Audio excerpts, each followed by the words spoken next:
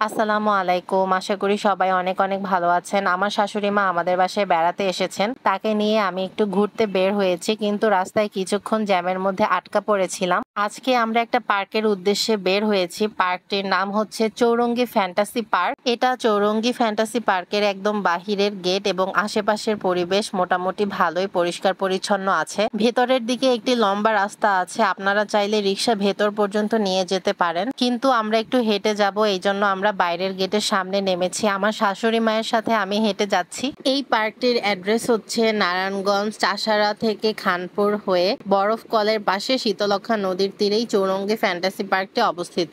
রাস্তাটির পাশে একটি বড় বিশালাকার বিল্ডিং রয়েছে, এটি বিআইডব্লিউটি এর আন্ডারে। হাঁটতে হাঁটতে আমরা প্রায় কাছাকাছি পৌঁছে গিয়েছি। পাশে বাংলাদেশ অভ্যন্তরীণ নৌ পরিবহনের অফিস ছিল।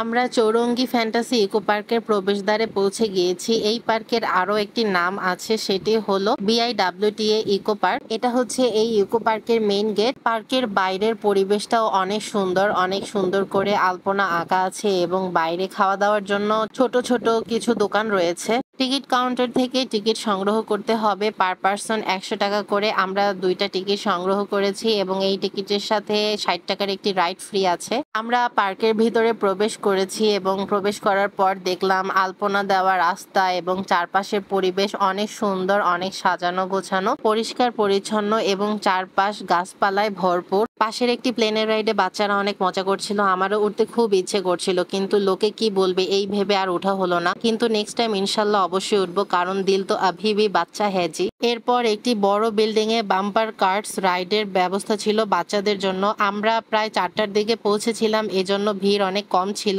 আস্তে আস্তে সন্ধ্যার দিকে এখানে ভিড় বাড়তে থাকে। এই বিল্ডিং এর পাশেই সিঁড়ি ছিল, সিঁড়ি বেয়ে আমরা উপরের দিকে উঠছিলাম। উপরের দিক থেকে পার্কের একপাশের ভিউটা দেখছিলাম, অনেক সুন্দর লাগছিল, সবুজ গাছে ভরা এবং নানান রং বেরঙের কালারফুল রাইড। উপরের দিকে আমরা ঘুরে ঘুরে দেখছিলাম এবং 3 তলায় একটি 9D সিনেমা দেখার ব্যবস্থা ছিল। এর পাশের ঘরেই ছিল বাচ্চা এবং বড়দের জন্য গেমের রাইড। আমরা বাইরে দাঁড়িয়ে প্রথমে দেখছিলাম, তারপর ভেতরে যারা পরিচালনায় আছেন তারা ভেতরে ঘুরে দেখতে বললেন। Operation ghost, dead storm pirates, নানান ধরনের মজার মজার গেমের ব্যবস্থা এখানে আছে। চারদিকটা ঘুরে এরপর আমরা বের হয়ে গেলাম। বিল্ডিংটা থেকে নেমে আমরা সামনের দিকে অগ্রসর হলাম। পাশে আরো নানান ধরনের রাইড আছে। এই রাইডটার নাম কি এখন আমার মনে নেই, কিন্তু এই রাইডটায় চড়লে কিন্তু মাথা অনেক ঘুরায়। এখান থেকে একটু সামনে এগিয়ে দেখলাম একটা শিম্পাঞ্জি ভাইয়ের অনেক বিশাল বড় একটা স্ট্যাচু এবং হা করে তাকিয়ে আছে। পাশে একটি গেটের মতো করে সাজানো ছিল, উপরের দিকে লতা পাতা এবং ফুলে ভরপুর এবং এই রাস্তাটি কিছু দূর পর্যন্ত বিস্তৃত ছিল।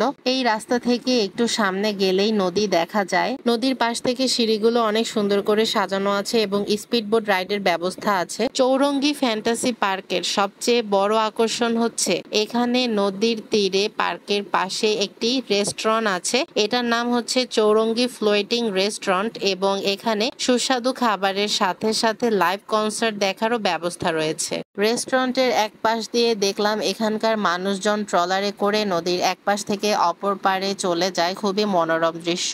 ভাসমান রেস্টুরেন্টের ড্রিঙ্কস জাতীয় খাবারের চাট বাইরের দিকেও দেওয়া আছে। এখন আমরা এই রেস্টুরেন্টের ভিতরে প্রবেশ করব, এজন্য সামনে একটি সুন্দর সিঁড়ির মতো করে দেওয়া আছে এবং পাশে অনেক সুন্দর ফুল দিয়ে সাজানো আছে, দেখতে অনেক সুন্দর লাগছিল। আমরা রেস্টুরেন্টের দোতলায় উঠেছি এবং লাইভ কনসার্টের ব্যবস্থা ছিল। ভেতরের দিকের ডেকোরেশনও অনেক সুন্দর ছিল, পাশে নদীর সাইডটাও দেখা যাচ্ছিল। আমরা 2টো লাচ্ছির অর্ডার দিয়েছিলাম। লাচ্ছি খেয়ে এবং লাইভ কনসার্ট দেখে আমরা বের হয়ে গিয়েছিলাম। লাচ্ছির টেস্টটা অতটা ভালো ছিল না, কিন্তু আতিক রাসেল ভাইয়ের লাইভ কনসার্টের গানগুলো অনেক সুন্দর ছিল। রেস্টুরেন্টটি কিন্তু একটি লঞ্চের উপরে অবস্থিত। পার্কের পাশে নদীর তীরের সাইডটা কিন্তু অনেক সুন্দর করে সিঁড়ি করে দেওয়া আছে, অনেক সুন্দর লাগছিল দেখতে। এখানে বসারও ব্যবস্থা রয়েছে। রাস্তাগুলো অনেক পরিপাটি করে সাজানো রয়েছে এবং গাছগুলো সুন্দর কালারফুল করে রাখা হয়েছে। পার্কের ভিতরে খাবারের দোকানের সাথে শোপিসের দোকানও রয়েছে। এরপর হানি সুইং বা দোলনা রাইডের কাছে গেলাম, দেখতে অনেক সুন্দর লাগছিল। পার্কে ঘুরতে অনেক ভালো লাগছিল এবং পার্কের পরিবেশও অনেক ভালো ছিল।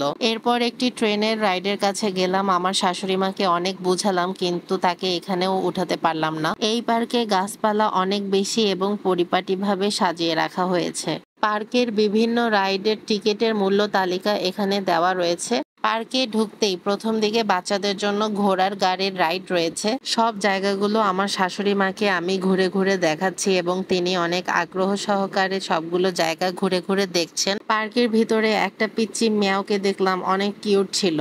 পার্কের কিছু দেয়ালে গ্রাম বাংলার সুন্দর দৃশ্য ফুটিয়ে তোলা হয়েছে এবং এখানে একটি স্ট্যাচুও ছিল। মা এবং সন্তানের আরেকটি সুন্দর স্ট্যাচু এখানে দেখলাম। পার্কের আম গাছে মাশাআল্লাহ অনেক সুন্দর আম হয়েছে এবং খেজুর গাছেও অনেক সুন্দর খেজুর হয়েছে।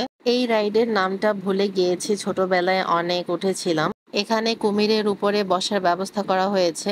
পাশের এই রাইডটিতে সবাই অনেক আগ্রহ সহকারে ওঠে এবং যারা ওঠে তাদের অবস্থা 12টা বেজে যায়। আমার শাশুড়ি মা আমাকে 2টা লজেন্স দিয়েছে। আমাদের দুইজনের টিকিটে একটা করে রাইড ফ্রি ছিল। যদি কোনো রাইডে নাই উঠি ব্যাপারটা যেন কেমন লাগে।